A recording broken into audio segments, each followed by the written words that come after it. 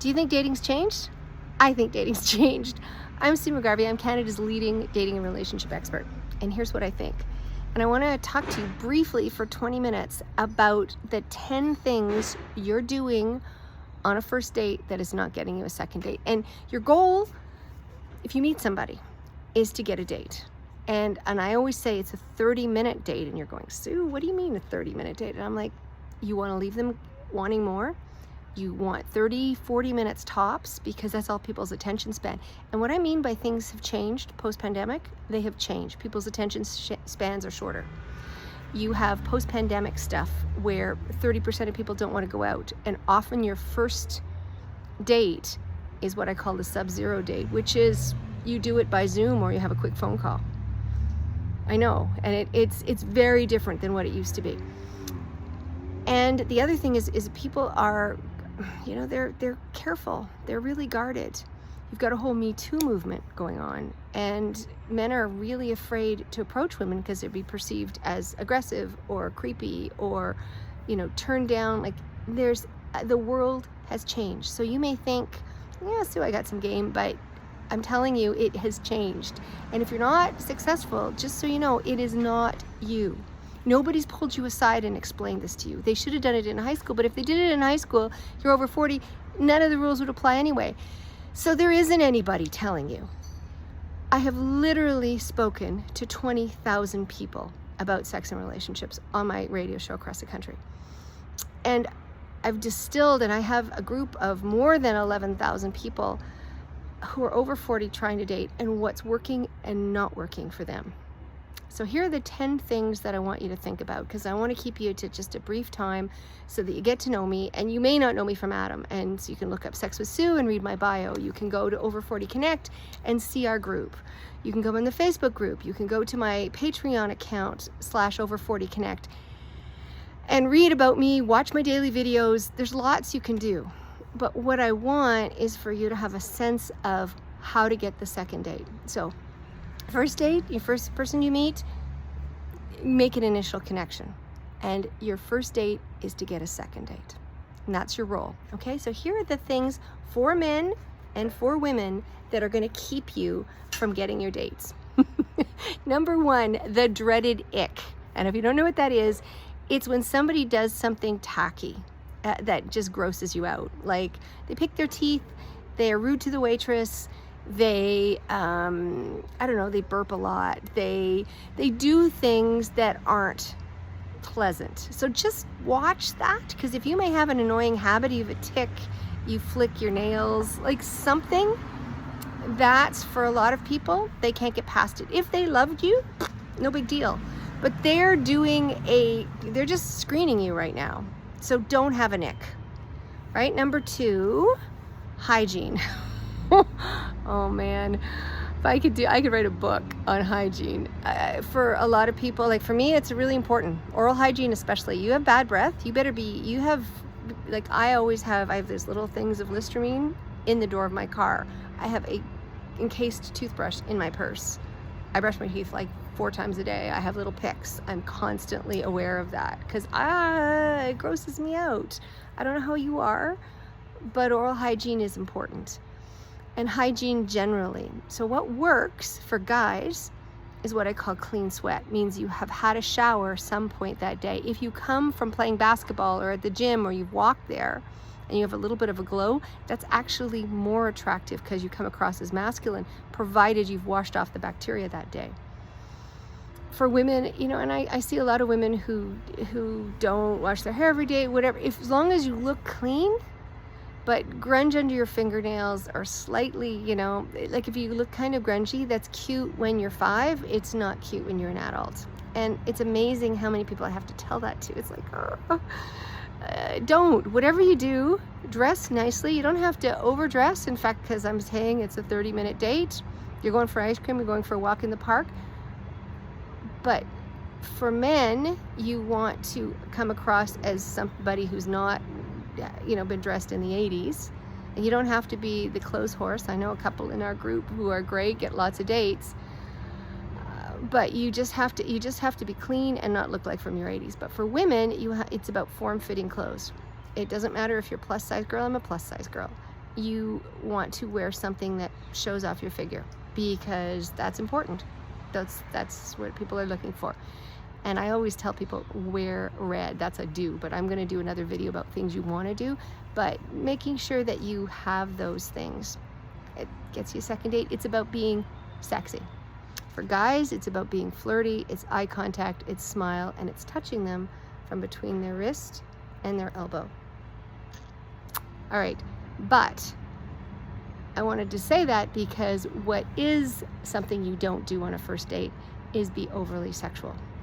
And I hear it again and again and again and again and again from women, that guys are going from 0 to 60 talking about sex way too early, like way too early, way too early. To me, you don't bring it up. Woman has to bring it up.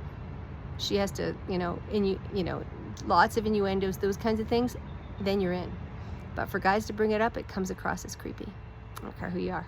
It just is. So that's the rule. Just don't bring it up. I know you're thinking about sex. I know you want somebody to touch it. I know that. I'm a sex therapist. I get it. What you want to do is not bring it up. It's the rule, right? The other thing you don't want to do, which segues into our next, number 4, is be too personal too fast. Somebody's calling me babe or honey or beautiful, and I don't know you, that's a big flag for me. A guy, that would be it. That would be, one and done. Sorry. You don't, and for women, the same thing. You do not get overly personal. You don't talk about his like you do. Don't.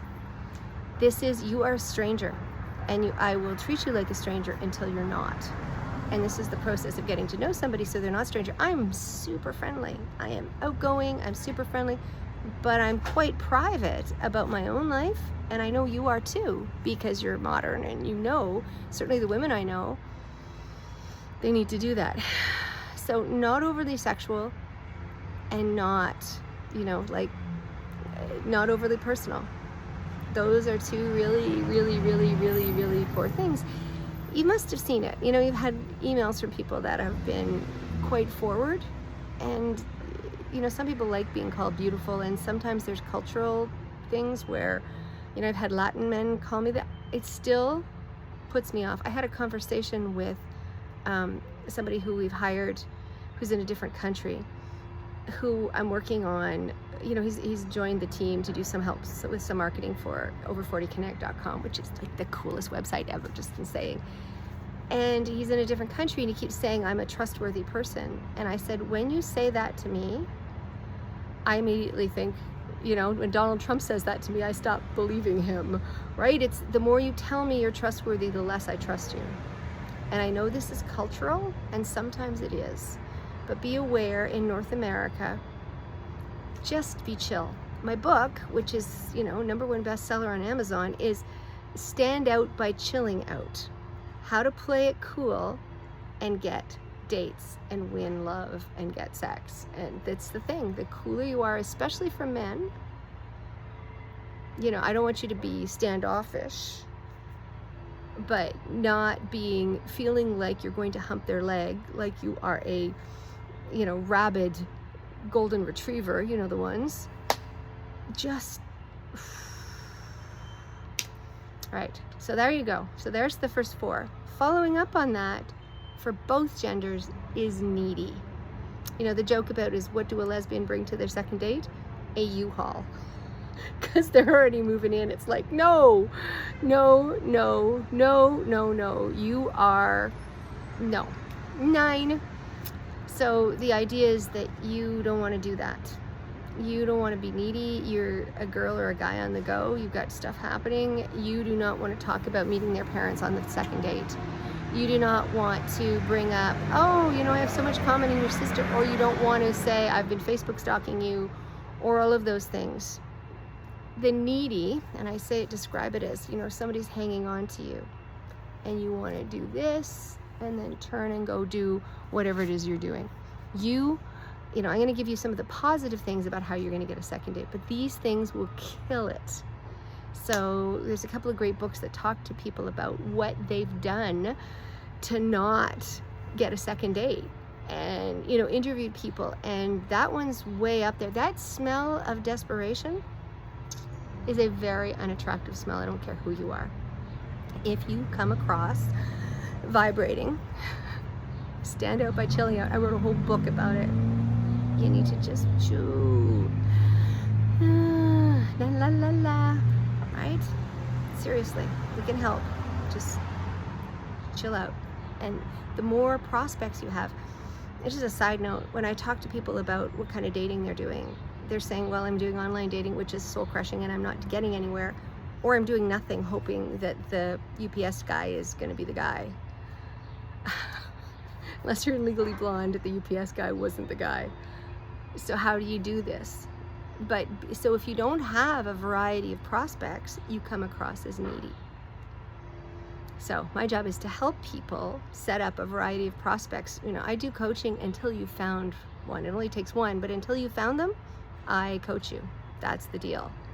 Patreon, Over 40 Connect. You can join our, you know, I've got courses. This is the thing, because I realized that people weren't learning. All right, let's keep going. For guys, it's arrogance. You know, I say to women, you know, women have asked me about, you know, different guys, and I'll say the ones that are really attractive to me are smart, kind, funny, smells nice, no bad breath.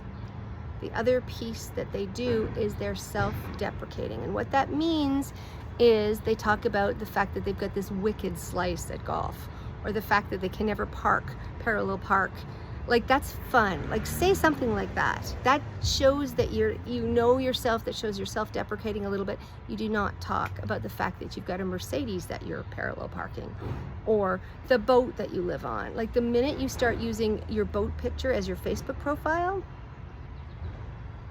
yeah, no. So arrogance for sure for guys. For women, it's the, you know, they call it, it's the boss babe. It's the, I'm going to start bossing you around. And unless you're fishing in FetLife or you're looking for a submissive man in a women-led relationship, you do not want to be bossy. And even then, you want to be kind about it and firm. But the minute you come across as a job interview, you know, they want to have a conversation with you. I once I went on one date with a lawyer, and he wanted to argue with me the whole time. Like, I couldn't wait to get out of there. Couldn't wait. You know, check please. Right? Because I don't want to fight. And the challenge with some trial lawyers is that they fight all day and they take it home. But that's another discussion. But the reality is if you're bossy, if you're telling them what to do, if it feels like a job interview, it's dead in the water. They probably, one of the top reasons for women, it's they get too sexual, too personal, too fast. And for guys, it feels like a job interview. Those would be the top two, I would say. So if it feels like a job interview, so you may go, Sue, I'm trying to ask questions to find out if I want a second date. So how do I ask questions? And it's a great question, and we're going to do it in the next video, which is things to do on a first date, basically, and how you do that. How do you get the questions answered? So stick with me if you want to do that. Make sure you've given me your name and email address and your phone number, and we can communicate. Really, I promise. I'm not, you know, I'm not salesy at all. We're just trying to change the world one sassy relationship at a time, and we're doing a great job of it. And what works is hybrid models and how we're figuring that out. But let's keep going. Things you don't talk about. They say, you know, politics and religion, probably, although one of the top things men are looking for is somebody who lines up politically. So you would know pretty quickly if they're far right or if they're far left and you're not. That's all I'm going to say about that. But the really one that I tell people is whatever you do, the worst thing you can bring up is your ex. Somebody asks you a question why your previous relationship ended, and it's none of their business on a first date, in my opinion. We just grew apart. We realized we wanted different things. And so, you know, what's your football team? Like, immediately get off topic. Like, immediately get off topic. No. Don't talk about your ex. Don't be bitter. Do not talk about your ex. Did I say that again? Don't talk about your exes in any capacity. I had a client couple weeks ago, and guy she asked on the first date asked about her body count. Body count is how many sexual partners you had. I would immediately go, check please, because A, it's none of his business. B, it's none of his business. And C, are you fucking kidding me on a first date? Anyway, enough said on that. But, you know, you can't talk about other partners. No. I had a woman who was saving herself. She was part of a, you know, re-virginity thing, and she wanted to bring it up on the first date, and I'm like, absolutely not. That's not first date conversation. You don't talk about your job, you don't talk about your exes, you keep it light and fun. Your only job is to get a second date. Bubbly, happy, you get it. All right, let's move along. I call it Debbie Downers. We have one in the group, and she doesn't know why she's not getting dates, is because most people want a glass half full person, and she's not. She's got to criticize. She always makes a comment. She talks about things that, you know, prices of things, and it's just, you don't do that. You don't do that. You just keep things positive. And for guys, if you're negative or they used to have pickup artists. I don't know if you saw those, you know, that mystery method or whatever, where they would neg the women. Like, you know, basically it was gaslighting them. It was, you know, just, you know, putting their attention on their friend, not on the attractive girl, and basically saying, you're a pretty girl, but you got that weird look on your face. Like, what? You know, just saying things and little put downs that cause them to be, you know, concerned and self-esteem, and, you know, am I who I think I am? And it's using the psychology of that, and it doesn't work. So put on a smile. Your jaw, they'll show you. There's a great book. Yeah. So it's you know, Act Like a Lady, Think Like a Man, and Steve Harvey, the guy from, you know, Family Feud. It's actually kind of an interesting book, I think, especially about men. He understands men. You know, my attitude about men is, don't listen to a word they say. Not a word. Don't listen to a word they say. Watch how they act. It'll tell you everything you need to know. So you want to put them in situations where you get to see how they do. So when I coach people, it's again all about that. Oh, I do this activity where I show people where I'm in.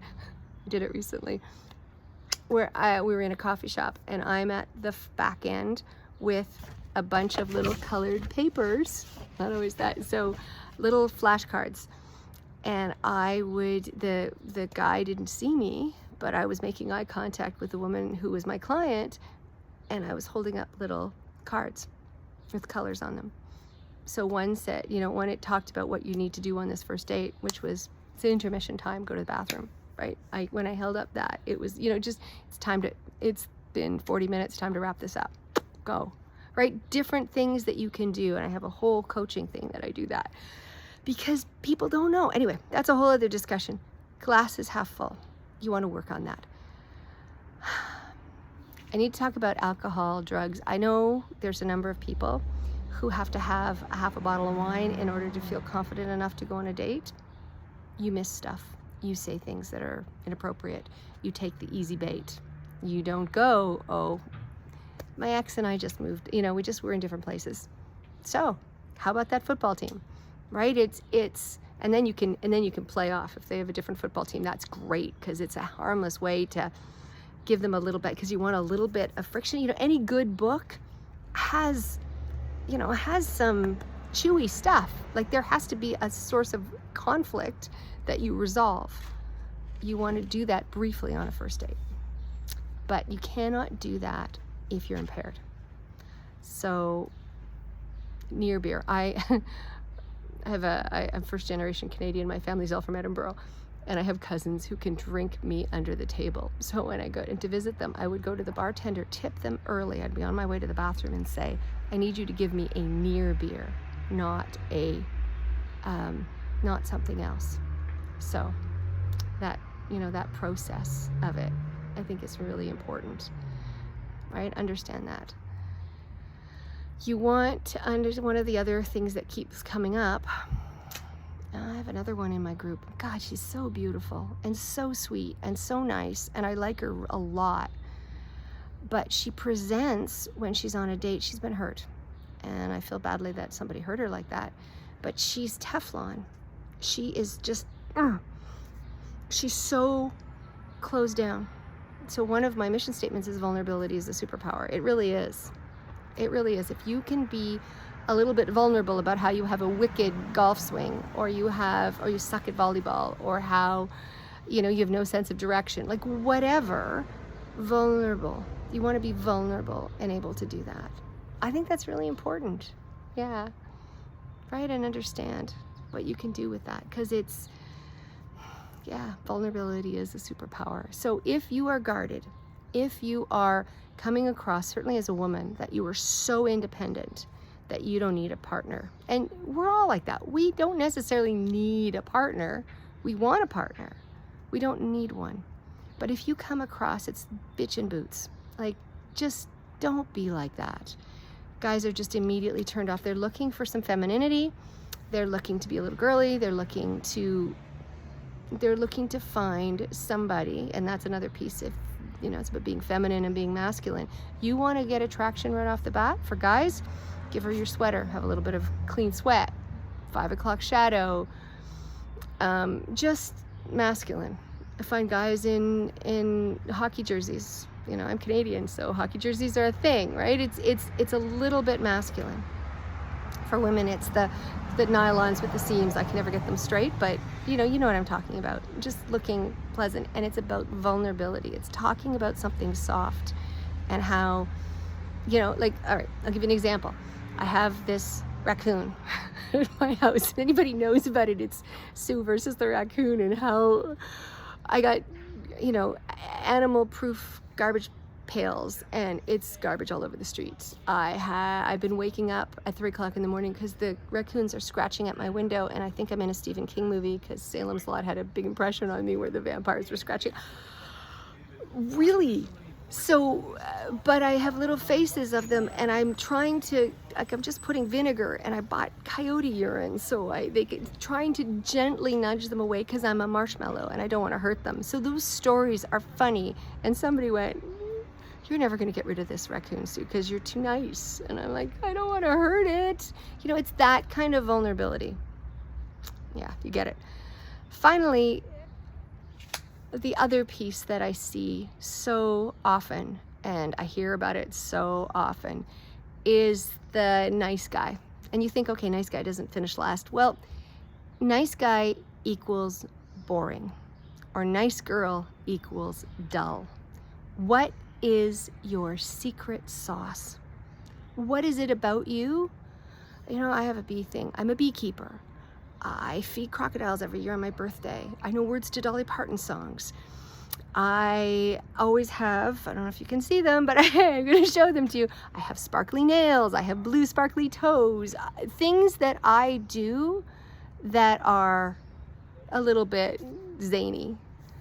And if it's not your thing, I get it.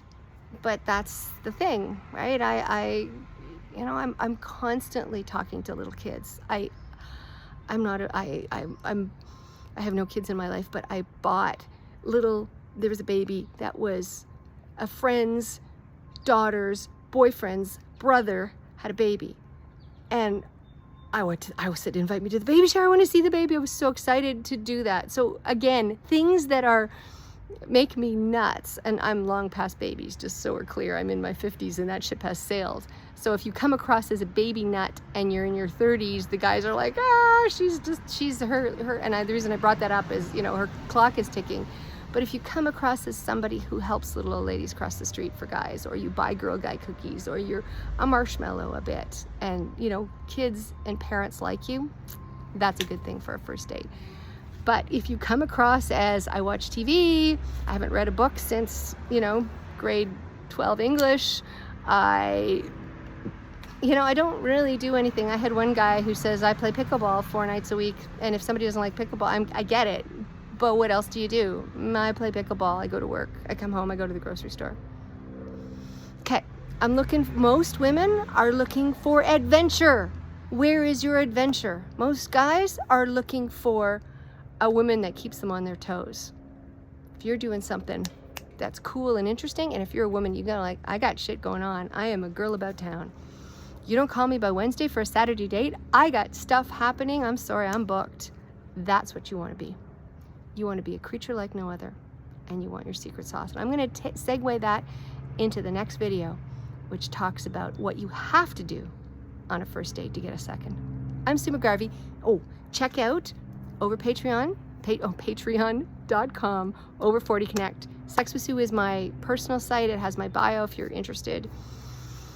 Over 40 Connect is our local site. We are amazing, and we're doing this ongoing course. Come to my live stuff. I want to give it to you, my contribution to the planet. I recycle, but I don't cycle to work. I'm a beekeeper, but I don't, I don't mulch. My contribution to the planet is I am going to help people find love, and I am really, really good at it. Send me a note, sue@sexwithsue.com or sue@over40connect.com, and let's talk about it.